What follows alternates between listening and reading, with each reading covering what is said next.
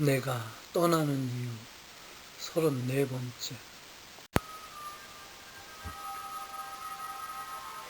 오늘 이번 방 일산 김 사장이 전방을 가는 날인데, 전방이란 형을 살기 위하여 교도소로 가기 전 여기 위 11층이나 12층에서 심사받는 동안 잠시 있는 곳이란다. 김 사장은 작년 11월에 이곳에 왔으니 꽤 오래 있다가 오늘 나가는 거야. 서열 2위인데 아빠처럼 보이스피싱으로 들어왔지. 돈 여력이 없어 합의는 포기하고 교도소를 가기 위한 절차를 밟고 있는 중이었어. 전에는 회계감사를 하였던 지식인이야 아빠하고 말이 통하였는데, 아내하고 이혼한 상황에 아들은 군에 가 있고 딸은 고등학생이라 누가 돌봐줄 사람이 없어 전처가 데리고 있다는데, 여기 있는 사람 하나하나가 다 사연이 있는 사람들인데 안타깝기도 해. 처음에는 재판에서 무죄를 주장하다가 괘씸죄에 걸릴까봐 나중엔 잘못했다고 빌고 검사 구형을 5년 받고 법원 판결은 1년 8개월 선고받았다고 하더라. 하지만 항소는 포기하고 이제 지긋지긋한 이곳 생활을 접고 교도소로 가는 거야. 아빠에게 많은 조언도 해주고 좋은 사람 같은데 코로나19 때문에 소득에 문제가 생겨 가족을 위해 뛰다가 결국 사회범죄의 슬픈 피해자가 된 것이지. 이 편지는 아침부터 썼는데 이제 마무리한단다. 하루라도 빨리 나가고 싶은 게 솔직한 심정이다. 변호사가 왔을 때 사위가 대기업에 다닌다고 하였더니 가족관계 증명서를 보내달라고 하니 변호사에게 보내주길 바란다. 변호사는 아빠가 돈이 없을 뿐이지 신분도 확실한데 구속되었다며 안타까운 듯 말해주니 말이라도 고맙더라. 그제 방 옆에 3번 방에서 4명이 1명을 때린 일이 발생하여 교도관들이 오고 잠시 시끄러웠단다. 가족의 소중함이 한층 더 생각나는 밤. 내일 심리 갔다 와서 또 편지할게. 첫 심리 6월 8일 새벽 5시 방광에서 소변이 꽉 찼다는 신호가 왔다. 일어나 바로 옆 변기통에서 분류를 보고 제자리로 와서 누웠다. 1시간가량 아무 생각 없이 천장만 바라보며 누워있었다. 보이스피싱으로 들어와 처음 맞는 재판. 나의 진실은 어떻게 되는 걸까? 잠시 눈을 붙여본다. 8시 40분. 김민우씨, 정호길씨 나오세요. 보험 사기로 들어온 후길이는 오늘 다른 재판부에서 재판이 있는 날이다. 지하 1층으로 내려가니 그곳에는 벌써 약 40명 정도의 미결수와 기결수들이 수갑과 포승줄에 매어 있었다. 나도 그들 틈에서 교도관이 불러주는 순서대로 수갑과 포승줄을 차고 긴 통로를 지나 법원 건물 4층으로 올라갔다. 검찰 조사 때와도 같은 생각이었지만 영화의 한 장면처럼 내가 죄수가 되었다는 사실이 쉽게 받아들여지지 않았다. 이 믿을 수 없는 현실을 내가 지금 겪고 있는 것이다. 4층에는 교도관 책상이 하나 있고 책상 맞은편에 2평 반 정도의 철창이 분리되어 있었다. 나와 다른 사람 5명이 차례로 철장으로 들어왔다. 벽 보고 서세요. 교도관의 지시에 6명이 동시에 벽을 바라보며 차례대로 묶인 포승줄을 한 명씩 풀어주고 코로나19 사회적 거리 두기처럼 하나씩 거리를 두며 앉았다. 교도관 주임은 차례로 재판 시간을 알려주었다. 내 시간은 10시 정각이다. 소변 보고 싶은 사람은 차례로 갔다 오라는 말에 뚱뚱하고 건장한 젊은 사람이 몹시 급했는지 화장실로 맨 먼저 달려갔다. 그 왼쪽에는 날짜가 커다란 하얀색 바탕에 6월 종이 달력이 걸려 있었고 철문 왼쪽에 있는 문이 6단독 법정인 것 같았다. 잠시 후 내 이름 소리가 들리자 떨리는 가슴을 진정시키며 교도관의 안내대로 왼쪽 철문으로 들어갔더니 바로 법정이었다. 내가 법정에 들어서자 판사는 근엄한 표정으로 나를 바라보고 있었다.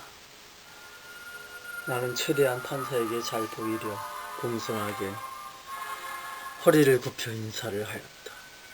그리고 오른쪽 피고석 변호사 옆으로 가서 앉았다. 피고인 일어나세요.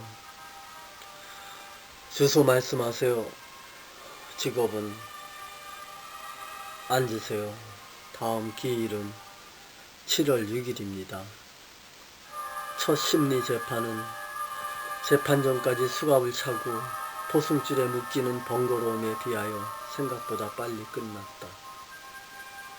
다음 재판에 증인을 채택한 검사 측과 우리 측 변호사 간에 날짜 조정을 하고 다음 증인 신문 날짜를 7월 6일로 한다는 판사의 말에 동의하였다. 7월 6일이면 앞으로 한 달. 나는 이 지긋지긋한 깜빵에서 한 달을 더 있어야 한다는 것 자체에 대하여 받아들이기 힘들었다. 그건 고통 그 자체였다. 보통 2주 정도 텀을 두고 재판을 하는 줄 알았는데 생각보다 길었기에 다시 날짜를 빨리 잡자고 변호사에게 말하고 싶었지만 그만두었다.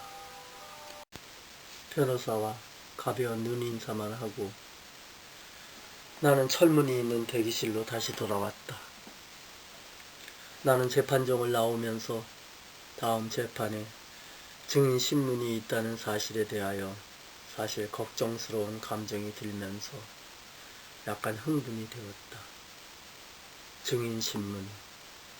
이제 본격적인 나의 재판이 시작되는 것이었다. 이제 한 달이라는 시간적 여유가 있으니 합의를 보는 것과 무죄를 주장하는 것, 이 두 가지를 어떻게 해야 할지에 대하여 고민을 해봐야겠다.